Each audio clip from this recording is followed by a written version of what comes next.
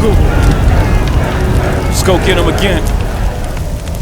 Welcome back to the Robezoid channel. I'm your host, Mark, and welcome to Sampling Samples, where I sample fragrances that I haven't smelt. And this one right here from the brand of Amouage and part of their Opus line, which may surprise some of you, I don't own a single bottle of.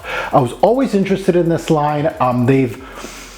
I've always stuck to the main Amouage line for my collection, but I always wanted to collect these on the side a little bit. This line by Amouage has been tinkered with, especially with the new creative direction. They looked at it, they rebottled them, they discontinued some new ones were introduced, they changed the names. So it was a line that was played around with quite a bit, actually, and I really wanted to start delving into the Opus. I do have a few sampling samples from this Opus line, like way back when I was a little pup on YouTube, but I wanted to really smell some of their newer releases, even some that were rebottled. So this is part of the rebottled line. This is Opus VII, which that was his name back in the day. Now it's Opus VII, or better known as Reckless Leather.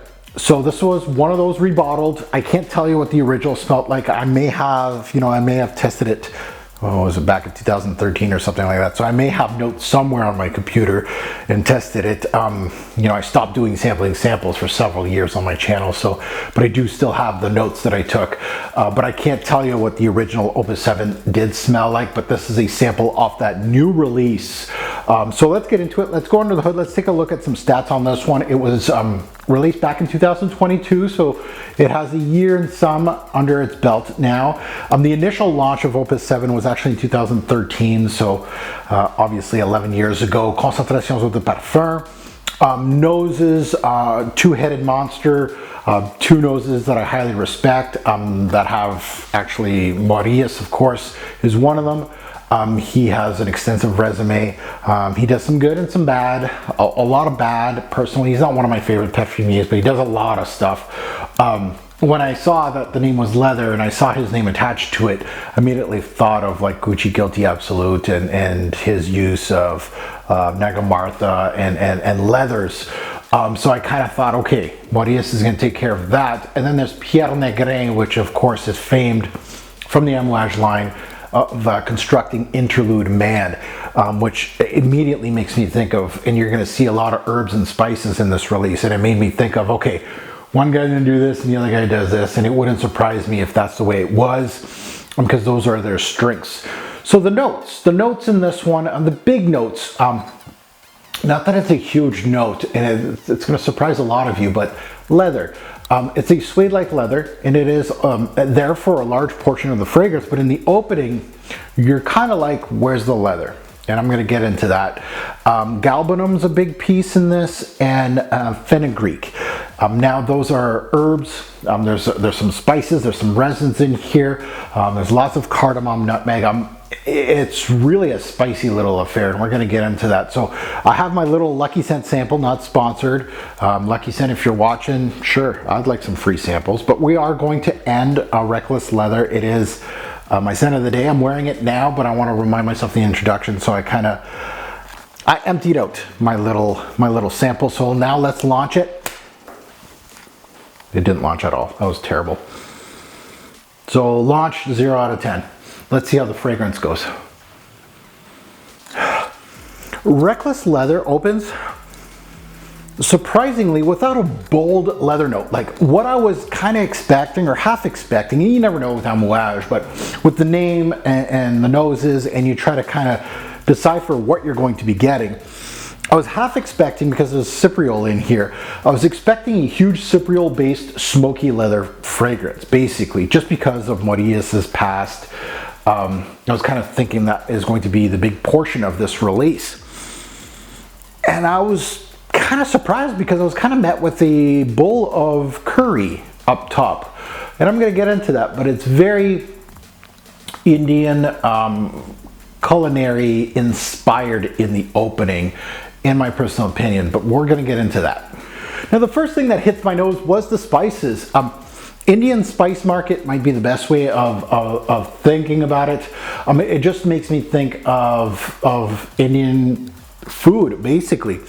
Complex, spicy facets, but hits you like a ton of bricks. It really is big, bold on the spices. It may make the user think cumin, and heavy cumin at that. So be forewarned about that. So definitely, if you're not a fan, I'm not saying the note is in here. It's actually not listed as a note, but man, I feel like the nutmeg, which is listed, cardamom, which is listed, and the fenugreek are your main components up top. Melange all that together in a bowl and you're getting a spicy facet here. They're blended very well. They are the star of the show up top. Even though there's other components in this opening, they are engulfed by this spice market. And it's going to stay spice heavy in the opening for a good 15 to 30 minutes. You're really gonna get just that. Yes, you're gonna get more components, and if you really dig deep, yes, you're gonna get more components, but the major factor, and when I was testing this thing, was putting it on skin and kind of letting it sit and kind of write my thing. This is what I do. And that's the main theme I was getting. Yes, I was getting some smoky. Yes, I was getting some smoky facets, some woody facets. I was getting, obviously, a little bit of animalics here. So getting into the animalic touches. Now the animalic touch here is gonna make people think of body. And I think the spices and the costus in here mixing together. Now costus root can smell like unwashed hair kind of thing. That's how it smells at times, almost animalic in a way. It's actually utilized heavily in a designer fragrance that's very big and bold, which is called Kouros, King Kouros. Remember that one? You know the urinal cake of the fragrance game? That one right there, it utilizes this note. Now, I'm not saying this smells like Kouros. I'm not saying that, but that's where this note, that's my association of that note in here.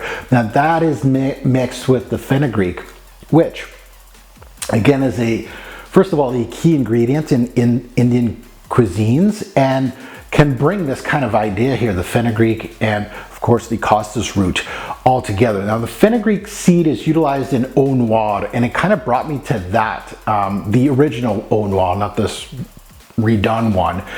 And it can give you off that same idea, because I remember smelling eau noir and I'm like, this smells really spicy. And then now I got my bottle and it's been sitting there for a while.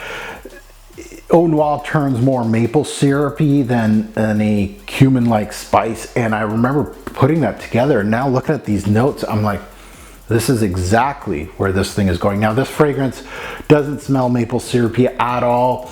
It turns, basically, it's spicy, it's nutty, the fenugreek in here, which is that specific portion of this release. Very interesting note, to be honest, both of these, but it really makes this opening interesting, unique, daring, challenging. It's not for the faint of heart. It is for a specific consumer looking for something specific. I really feel like this is as niche as you can get, basically, is that you really need to like that kind of spice market kind of idea, honestly. Now the spice market theme of greens, where there's some colors here. So there's the greens from the fenugreek is green, cardamom's green. There's some browns here. Let's go with nutmeg. There's some reds. Even there's like a black pepper touch in here. Those all come to mind. The galbanum has its place in here in the opening, and it will continue into the mid. It gives the fragrance more complexity. It gives it its sticky balsamic green theme that it usually does. And I really like the addition of this note in here. I wouldn't say it's a primary note that you'd say, oh, galbanum based fragrances. I don't think it's galbanum based, this one. I feel like it's a strong secondary note, but I'd go somewhere else for a strong galbanum note. But it does play its place here, and it does it well. It really is a complex opening, an interesting opening to say the least. Now, talking about, of course, balsams and resins, I do get a little balsamic quality, a little oily quality in here. You're going to get that. You can get that from Cypriola oil too. There is some herbal undertones as well, so there is some greenery here. And there's a little pinch of that Cypriol smoke in here. So there's a little smoky aspect, not too crazy. Not the main theme in here, it's just an extra piece. In this opening, I felt it was more Negrin inspired, like Interlude Man kind of inspired. Like some people that really like Interlude Man, it kind of goes like Interlude Man as far as who's gonna buy this and who's not. Because Interlude Man, there's some lovers and there's some haters. That oregano note is not for everybody.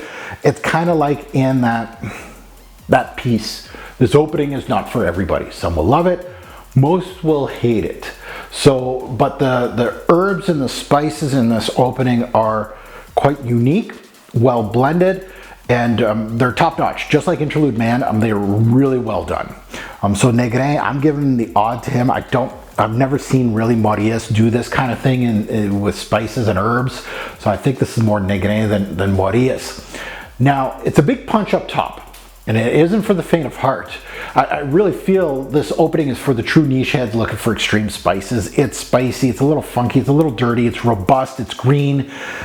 And then this thing, not that it falls off a cliff, but it really mellows. It really mellows. Like, fragrance reviews that only talk about the initial piece of a fragrance review, you're missing a lot of it. Like, this is a fragrance that is gonna last 10 hours.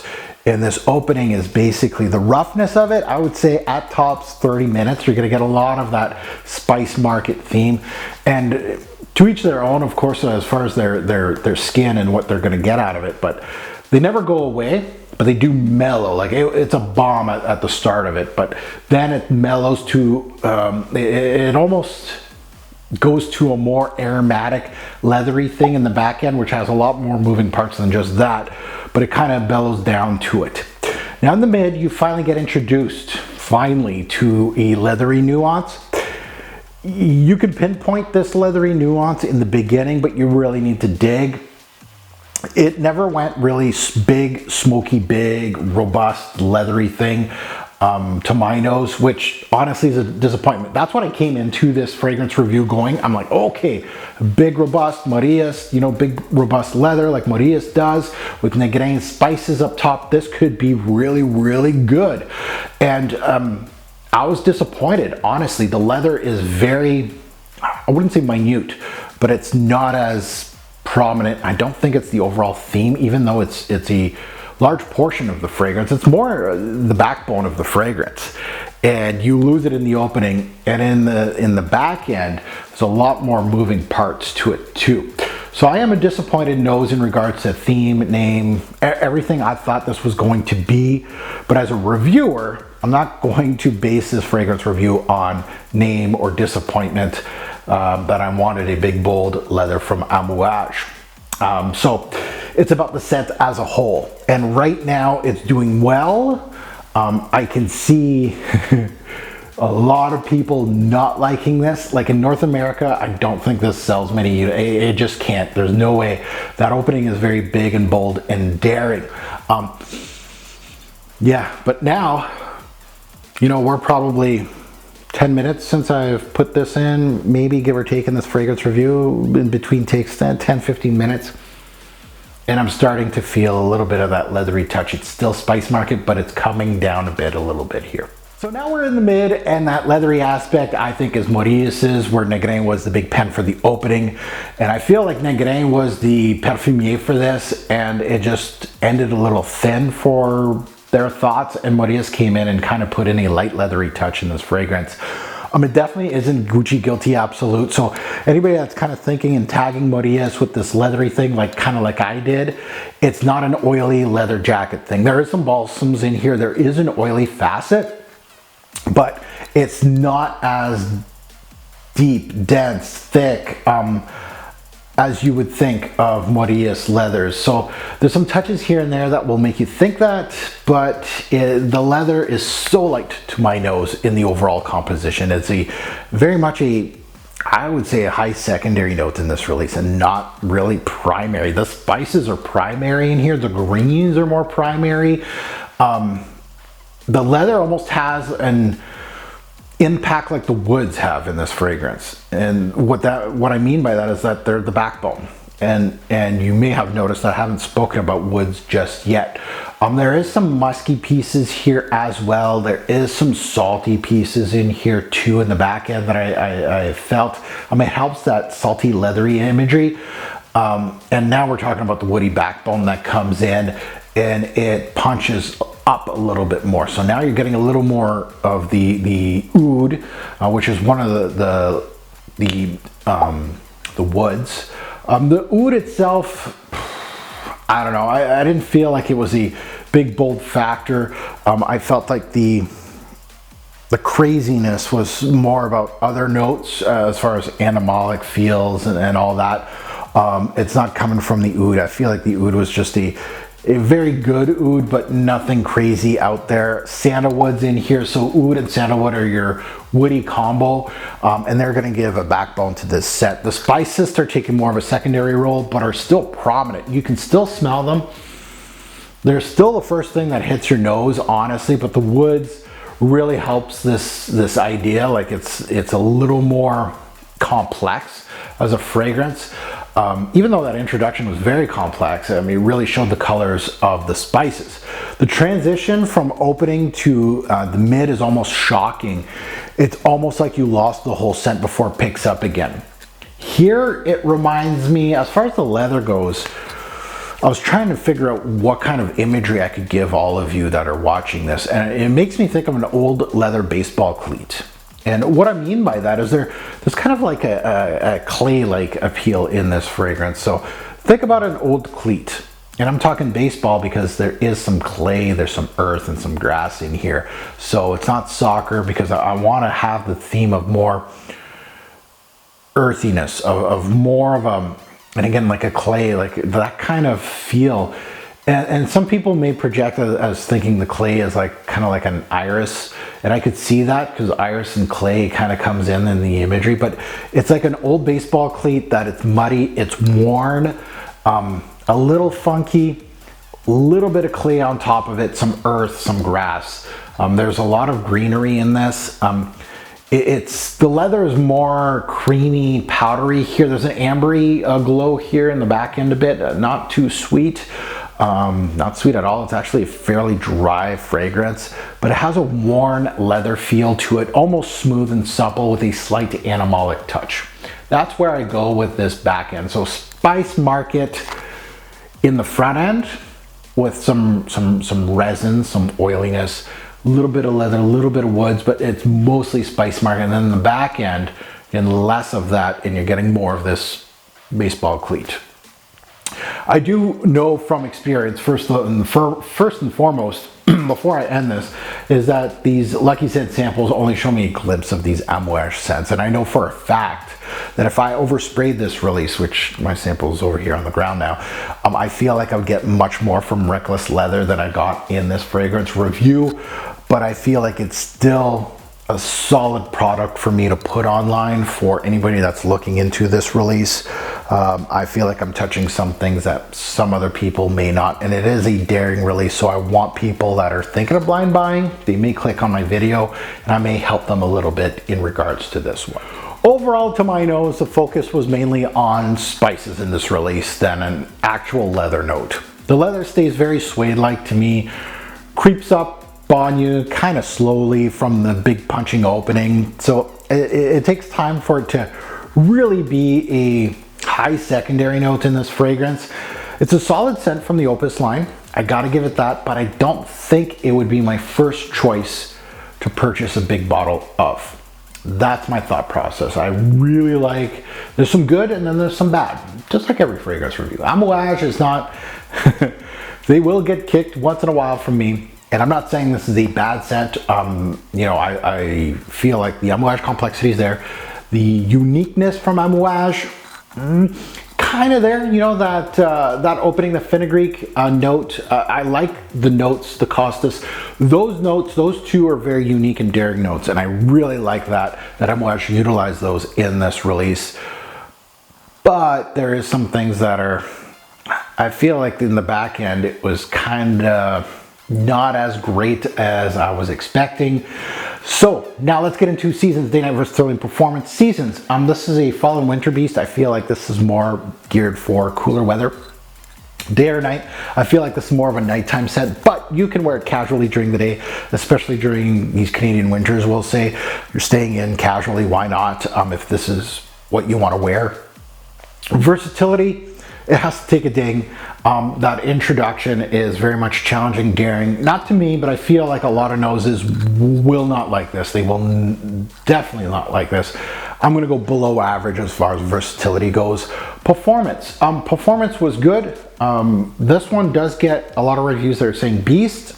I didn't get beast, and again, it's a little lucky scent sample, so take my thoughts as a grain of salt, but still good. Longevity, 8 to 10 hours, which is really good. It's above my 7 to 9 that I usually want for longevity.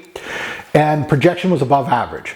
So it's not a beast, but it's very well in performance. I can't give it any bad thoughts in regards to performance. So my final thoughts on this one. Well, there's a lot of, I feel like I'm a little good and bad. Like I'm kind of like, oh, there's some good and there's some bad. I'm really teetering on this one. You can tell that this is not going to be a 10 out of 10 Amouage for me. So keep in mind, Opus VII is not an easy fragrance to wear. That's the one thing that if you have to get something out of this release or this fragrance review, is that this is not an easy fragrance to wear. You really need to enjoy your spicy fragrances, your complex ones. You need to be an Amouage fanboy. You need to like Negre's work. I think there's more Negre than Morillas in here. Don't expect your typical leather. That is one thing, you know, the name. Really, I feel like I misjudged this one. It's not your typical leather here from the name. You'll probably come out disappointed if you got the same mind frame as me, thinking leather, cypriol, smoky leather, something like that. It's mostly spice market meets some green notes, some balsams, a little leather here and there, some woods in the back end. Great build, but also a hardware. I don't see this one selling very well, at least in North America. I don't know about the rest of the world, but I just don't see too many noses gravitating towards this one. And I'd love to pick the brain of the new creative director and go, that would be one of my first questions, is the Opus line. What was your thought process? Like, first of all, why did you change the bottles? Why did you change that line? Why didn't you add to this line? What made you want to discontinue some and bring some back and then introduce new ones? I know you want to put your imprint in it, but I really just want, that's kind of one of the things that I'd love to ask them, is why did this one make the cut while others didn't? That's one thing. And I'm not saying I prefer others. I have limited experience with this line, but I'd really like to know, at least for this one, because I don't see this one being a good seller. I think the name itself, now that they put Reckless Leather in it, I think it'll pique interest to a large segment of the fragrance community. And I'm talking about our little fragrance community, because a lot of us like leather-based scents, that we are going to gravitate towards it. But I feel like a lot of us are going to like the name, are going to look at the noses behind it and go, okay, and then smell it, and a lot of us may come disappointed. That's my thought process. So now I'm going to rate it out of 10 because it's sampling samples. You never know when this fragrance is going to come back on my channel, if I'm ever going to get a bottle or not. This is on the cusp. And anybody that knows me, you know, I'm on the cusp of getting a bottle, kind of like, I'm not in a rush to get a bottle. I liked it, but I didn't love it. I think there's more from Amouage that I need to get bottles of than this one. I liked the complexity. I like the build.